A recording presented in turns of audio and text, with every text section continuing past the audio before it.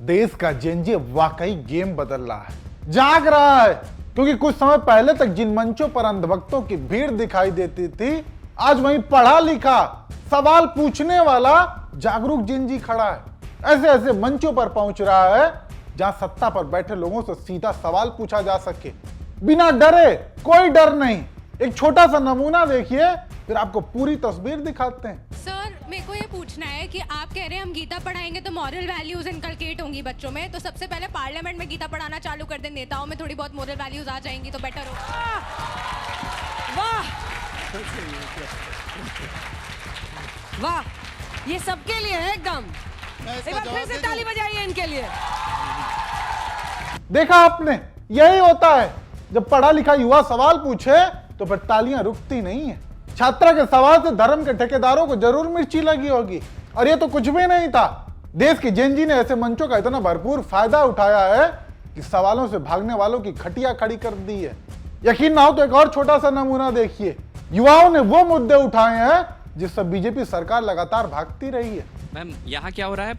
आरोप प्रत्यारोप हो रहा है। हमें डेमोक्रेसी में सिखाया जाता है कि हम सरकार को चुन ही नहीं रहे हैं, उसको सही दायित्व के साथ उस लोकतंत्र के मंदिर में पहुंचा रहे हैं। यहाँ पे ये लोग एक दूसरे को बस कसूरवार ठहरा रहे हैं। बॉल खेलेंगे घर जाएंगे, ठीक है, हाँ, फुटबॉल खेलेंगे घर जाएंगे। अब यहाँ देखना ये है मैम कि जो अरावली का जो ये एक रेंज है जिसको हम अपने नए पढ़ाई के पैमाने से 100 मीटर का फिट कर दे रहे हैं, और इस देश में इतना ज्यादा भ्रष्टाचार है कि 110 मीटर का भी पहाड़ होगा तो उसको 99 मीटर बोल के उसको डिमोलिश कर दिया जाएगा। तो इस पे मैम मुझे एक गाना याद आता है कि आपने पहाड़ दे दिया, नदी दे दी, और आगे शहर, गांव को शहर में बसा दिया, और अब गांव और शहर भी अडानी को दे रहे हैं। तो आगे मतलब क्या ये देश बस कोई कुछ पूंजीपति ही चलाएंगे?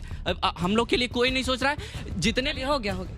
मैं सिर्फ बीजेपी के प्रवक्ता जी से एक ही सवाल पूछना चाहता हूँ। अगर आप पोल्यूशन पे इतना ही काम कर रहे होते तो आपको वो AQI वाली वीडियो एडिट करके मैसी चिल्लाने वाली वीडियो नहीं बनानी होती। एक बात आप बताइए। मैम, मेरा सवाल बीजेपी प्रवक्ता से है। सर, आपकी सरकार दिल्ली में 27 साल बाद आई है, तो आपने कहा है कि हम धीरे धीरे काम करेंगे, एकदम से अचानक पोल्यूशन कम नहीं होगा। जब तक आप काम करेंगे, जब तक जो बच्चों की क्लासेस ऑनलाइन हो गई है, जो बुजुर्ग परेशान हो रहे हैं, जो बच्चों की पढ़ाई में जो परेशानी आ रही है, उसकी भरपाई कौन करेगा? हम टोटल पॉल्यूशन का मतलब कंट्रोल का उन्होंने बजट बनाया था, वो था 1885 करोड़, जिसमें से 306 करोड़ जो रुपए थे वो हमारे पॉल्यूशन कंट्रोल में यूज़ होना था। बाकी के 500 करोड़ हमारे यमुना को साफ़ करने के लिए, 500 करोड़ हमारी ग्रीनरी के लिए।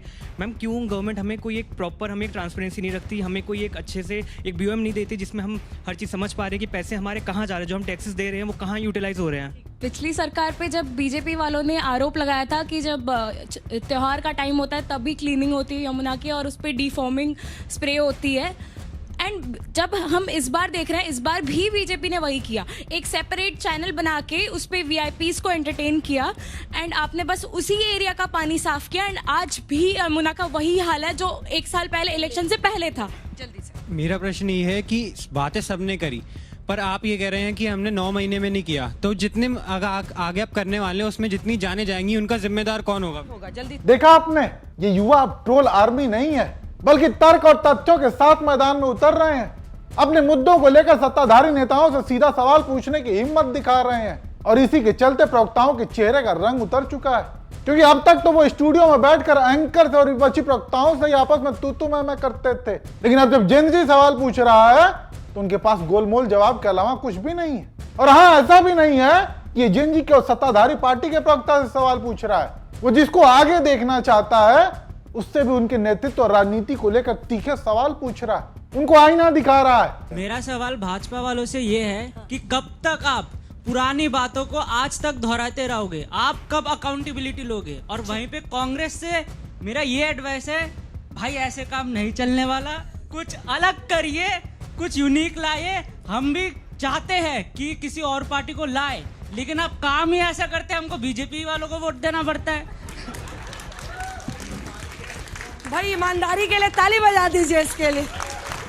सुना आपने, युवा चाहता है कि विपक्ष को मौका दिया जाए, लेकिन वो विपक्ष की राजनीति से उतना खुश नहीं दिख रहा है, क्योंकि लगातार कई राज्यों में मिलती हार, लोकसभा चुनाव में शिकस्त, उससे युवा नाराज है। वो अलग बात है कि विपक्ष लगातार चुनावी प्रक्रिया पर सवाल खड़े कर रहा है, उसके सबूत पेश कर रहा है, लेकिन मायने रखता है रिजल्ट। ऐसे में विपक्ष को भी जरूर कुछ न कुछ अलग सोचना होगा। अभी प्रोसेस चल रहा है, हमारे पास बहुत सारा मटेरियल है, वो प्रोसेस हम चलाते जाएंगे। हिंदुस्तान के जेन ज़ी जो हैं और युवा हैं, उनको हम क्लियरली दिखा देंगे कि नरेंद्र मोदी चुनाव चोरी करके प्रधानमंत्री बना है, बीजेपी चुनाव चोरी करती है। क्लियरली बता देंगे, कोई डाउट नहीं होगा। Thank you. खैर, कुछ और जेएनजी के तीखे सवाल आपको दिखाते हैं, जहां उन्होंने मानो कसम खा रखी है कि नेताओं की चालाकी को अब चलने नहीं देंगे। मेरा सवाल बीजेपी के प्रवक्ता से है कि उन्होंने कहा कि नाम बदलना जरूरी नहीं था, तो क्या ये नाम बदलने की स्कीम एक अटेंशन ग्रैबिंग टैक्टिक था, या ये मनरेगा रिफॉर्म्स पुराने नाम के साथ क्यों नहीं लाए गए? मेरा सवाल सुधांशु जी से है, सॉरी, कि आप नाम बदलने की बात करते हैं सर, तो इतने दिन से आप केंद्र में हैं, तो हम अपने संविधान में कब तक ये पढ़ते रहेंगे कि India that is Bharat, Bharat को भारत क्यों नहीं पढ़ेंगे सर? यानी अब युवा भी इनके नाम बदलने वाली राजनीति को बखूबी समझने लगा है। और केवल नाम बदलना ही नहीं, जिस तरीके से बीजेपी पर सरकारी एजेंसियों के दुरुपयोग का आरोप लगता रहा है, विपक्ष को एजेंसियों के जरिए परेशान करना, कमजोर करना, इसे भी युवा भली भांति समझ रहा है, सब देख रहा है और मौका मिलने पर सवाल पूछ रहा है। मेरा भाजपा से है, आपने कहा कि आप भ्रष्टाचार खत्म करेंगे, पर भ्रष्टाचार आपने महाराष्ट्र में लाड़की बहन योजना के समय क्यों नहीं खत्म किया, जब वहाँ पे हर महीने जो महिलाएं हैं वो जिस कैटेगरी में आती भी नहीं है, फिर भी वो हर महीने पैसे ले रही हैं। क्या सवाल बीजेपी से है कि क्या बीजेपी सरकार में रहते अपने ही मंत्रियों के खिलाफ कार्रवाई करेगी, और अगर करेगी तो ऐसा कोई मंत्री बताइए सरकार में रहते हुए जिसने अपने की है। सुना आपने, युवा का सीधा सा सवाल था कि बीजेपी अपने मंत्रियों और नेताओं के खिलाफ कार्रवाई क्यों नहीं करती, जबकि वही नेता जब तक विपक्ष का हिस्सा रहते हैं तब तक वही भाजपा उन पर भ्रष्टाचार के गंभीर आरोप लगाती है। लेकिन जैसे वे बीजेपी का पटका पहनते हैं, वैसे उन्हें बीजेपी अपने वॉशिंग मशीन में धुलकर बिल्कुल पाक साफ कर देती है। यानी कहने का तात्पर्य यह है कि ये चीजें अब देश का युवा, देश का जेनजी बखूबी समझने लगा है। और ऐसे में जहां उन्हें मौका मिल रहा है, सोशल मीडिया से लेकर टीवी डिबेट तक हर जगह सवाल पूछने की हिम्मत दिखा रहा है। और ये हमारे लोकतंत्र के लिए, हमारे देश के लिए बहुत ही अच्छी बात है। बाकी आप दर्शक देश की जेनजी को लेकर, उनकी आधुनिक सोच को लेकर क्या सोचते हैं, कमेंट करके जरूर बताएं।